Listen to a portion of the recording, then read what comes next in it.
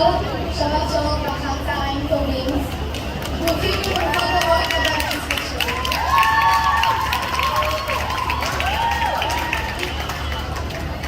תודה רגע. תחזירו לי לעבור את השלב הזה מילדות לבגרות.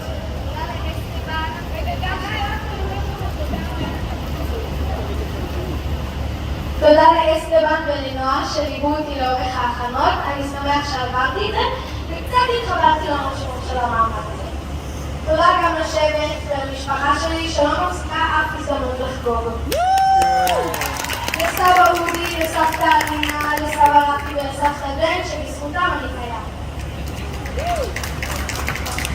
וגם תודה לדודים שלי, ויש לי הרבה כאלה, לשתי הדודות, ותודה הכי מיוחדת לכל הבני דודים שלי, שכמעט תמיד איתי.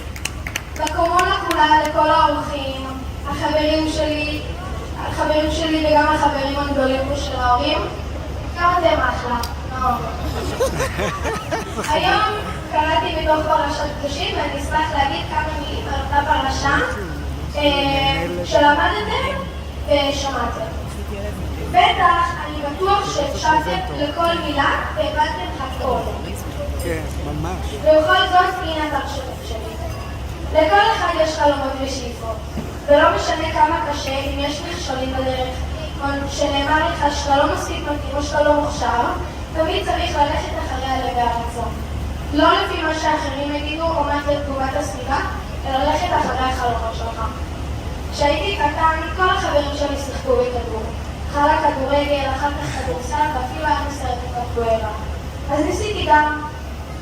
אחרי הרבה זמן שניסיתי להשתלם, הבנתי שאני מחפש דברים אחרים.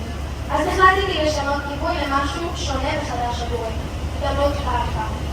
ניסיתי וראיתי שאני אוהב את זה, שאני טוב בזה, התקדמתי מהר ואפילו התקבלתי לנבחרת הייצוגית, וגם זכיתי מקום ראשון בפעם החברות. אבל זה עדיין לא היה הדבר שבאמת רציתי לעשות. אחרי 3 שנים בעיתונות ככה, הרגשתי שאני לא מספיק מצטיין. ובסוף החלטתי ללכת לבדוק את עניין המחול. אמא שלי תמיד אמרה לי לעשות את מה שעושה לי טוב. היא גם סיפרה לי שמגיל צעיר רקדתי. עם יובל, עם סבא וסבתא, שולחנות וכיסאות. ברגע שהמוזיקה הייתה מתנגנת, לא משנה איזה סוג של מוזיקה, הייתי מתחיל לרקוד. לכן המליצה לי לבדוק אם זה מה שנותנים לי. וכן, מאז שניסיתי, זה מה שאני אוהב לעשות.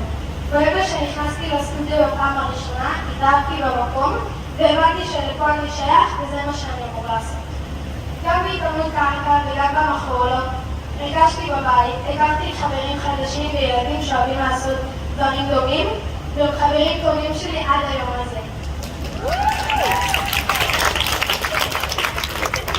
לשמחתי, לי תמיד הייתה תמיכה מהבית, אבל אני באמת חושב שכל אחד ואחת צריכים לעשות את מה שנכון להם.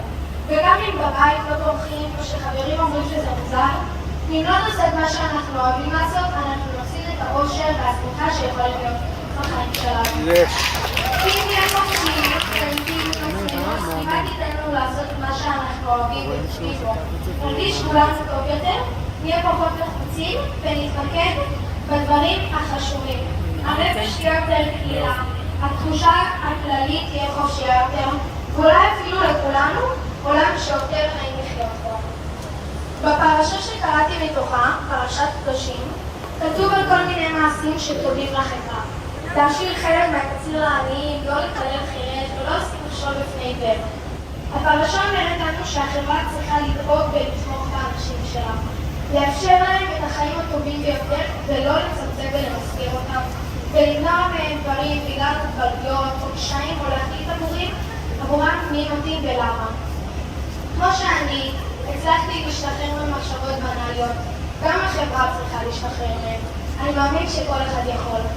גם אם יש קשיים בדרך, אפשר להגיע לפסגה, ואז יתגלה עולם חדש. אני רוצה קודם כל להודות להוריי על האירוע, ותודה על כל המסע שאתם עושים איתי. כל השעות שאמא מתרגלת איתי מתמטיקה או מחול, והשטויות שאבא עושה כדי לשמח אותי, שאני עצוב ובכלל. שאתם תמיד מעודדים אותי בכל דבר שאני מנסה ועושה. על כל המאמץ שאתם עושים כדי שיהיה לי טוב בחיים. תודה.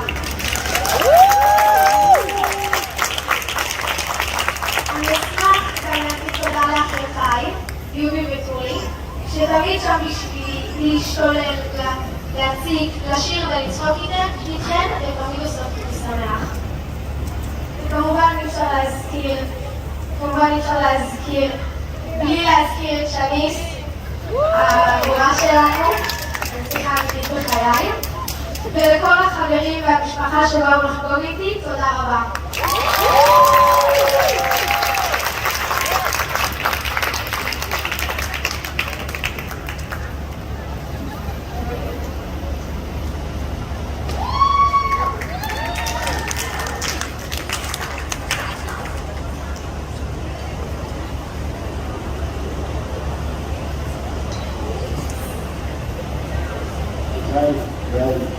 אני רוצה לברך אותך. לא היית זה פשוט? נכון?